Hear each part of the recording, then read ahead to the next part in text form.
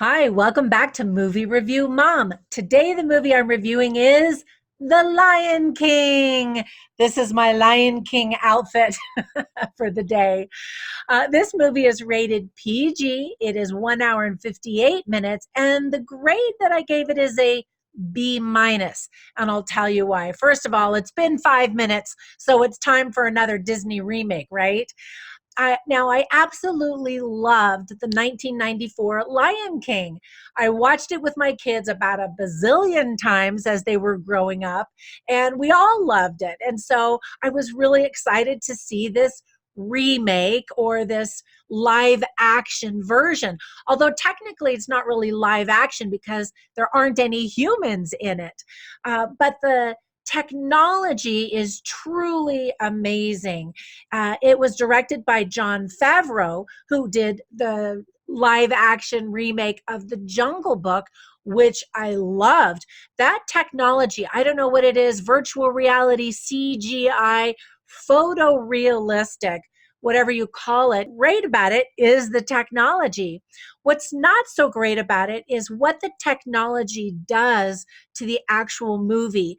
With animation, the characters had so much expression and emotion on their faces, right? And the animals were able to sing and dance and do crazy, funny things. In this version, they're trying to make it so realistic that the movie kind of almost becomes, I don't want to say vacant of emotion because there certainly is emotion. It's still the same story, which is emotional, but they're not as expressive. And so it kind of loses something in translation.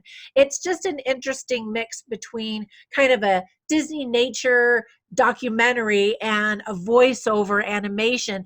And it's kind of an odd mixture. And audiences are actually trying to figure out if they like it or not. The one big question audiences are asking is why? If you're going to make a frame by frame, shot by shot version of a former movie, what's the point of making the new movie, right? So the technology certainly makes it fresh in that regard, but it's not new in that regard. Anyway, some quick tips for parents, and then I'll tell you some more things that I like and don't like. So, first of all, if your kids have seen the animated version, and they should, and you're fine with it, then you're going to be totally fine with this movie. Because it's got this photorealism of the movie, it might seem more scary because it's lions and there's some fighting and animals are in peril and that kind of thing. So, a couple of lions die and animals are in peril. There's some animal violence, as I mentioned. The themes are dishonesty and deceit. And so you should talk to your kids about that as well, some other themes. There's some name calling and bullying, certainly, but there isn't any profanity, so that's great. Some other positive themes are Mufasa, played by James Earl Jones, or I should say, voiced by him, which is awesome. He says, remember who you are. And that's great advice, not only for kids, but for adults as well. And speaking of James Earl Jones, I'm so thrilled to have him back as Mufasa. And in fact, Favreau, the director, said that he wanted him to come back. He invited him because he has such a great, epic, rich voice that sounds like a king who has ruled for many years. And it does sound like that, right? I mean, James Earl Jones. It's just awesome. So it's great having him back. Another line that Mufasa says is, everything you see here exists together in a delicate balance. And of course, there's the whole circle of life idea in the movie, and that there is a delicate balance. He also says we are all connected in the circle of life. And Zazu, played by John, or voiced by John Oliver, he says you can't escape your destiny. Another strong theme. And then Timon, played by Billy Eichner, says to change your future, you got to put your past behind you. Another strong theme of the movie. Other themes are to protect everything that life touches, friendship, destiny, brain versus brawn, responsibility, disobedience, and the consequences of it, and loyalty. So, some other things that I really liked is I mentioned the CGI, virtual reality, photorealism, all of that is just mind-blowing and possibly a game changer for future movies.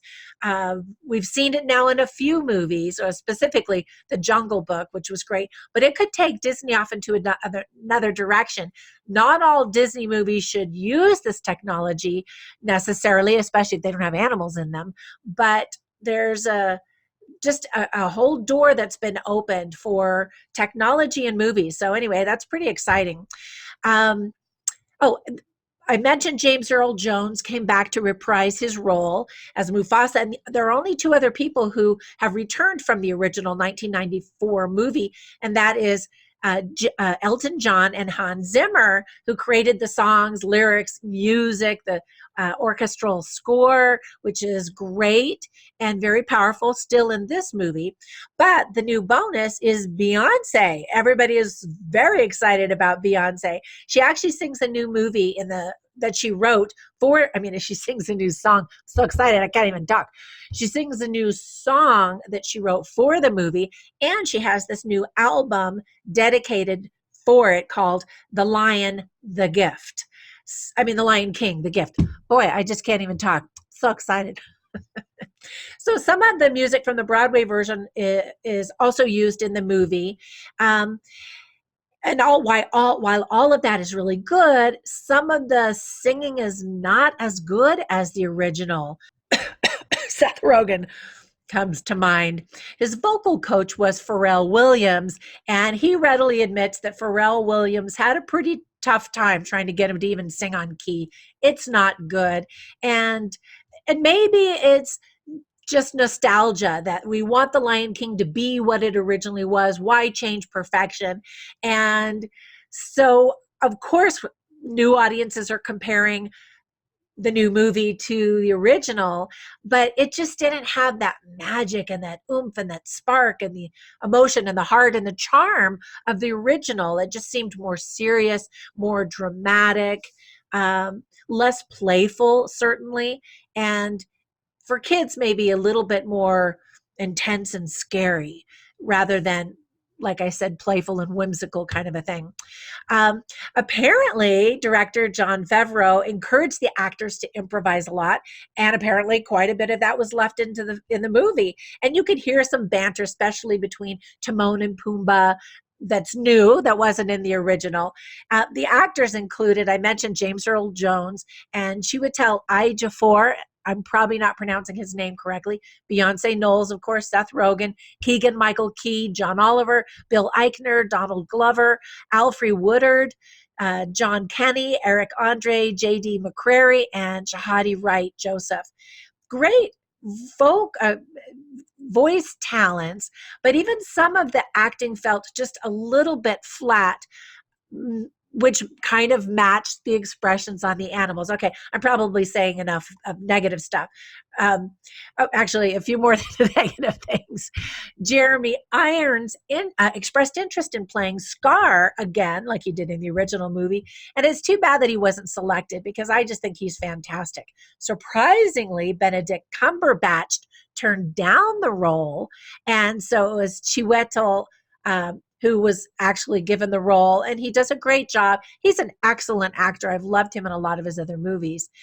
Some of the things that are changed are scenes and even character development. For example, hyenas in the original movie are more comical, while the ones in this version are a little bit more serious and deadly. And some of the jokes just don't even land, which is odd because some of them are the same jokes. But one hyena who was kind of the scene stealer in the original was Ed, right? Well, they've changed his name to an African name, and he's just not the big comic relief that he was in the original movie.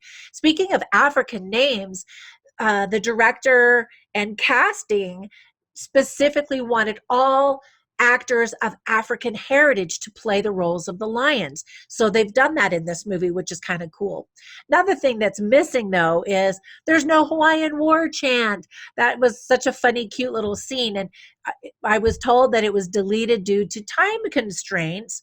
However, this remake is actually half an hour longer than the original 1994 version. So instead, Timon starts to sing Be Our Guest from Beauty and the Beast, which did get a laugh from the audience, but it's just another change that diehards and old people like me will say, oh man, because that Hawaiian dance was so cute. All right, I've talked long enough. It's time for you to get to go see it at the movie theater. It's pretty cute. I think that you'll enjoy it, if nothing else, to just experience that amazing technology that's used in the film. And I would love to hear what you have to say. Be sure and subscribe, and also visit my website, moviereviewmom.com, where I have contests and more funny lines and interesting lines from the movie that you can check out. And thank you so much for watching. Be sure and tell all your friends that Movie Review Mom is the place to go to get the heads up on movies. My job is to try to save you time and money so that you can choose the best movies for your family. Anyway, thanks for watching, and I will see you later. Bye for now.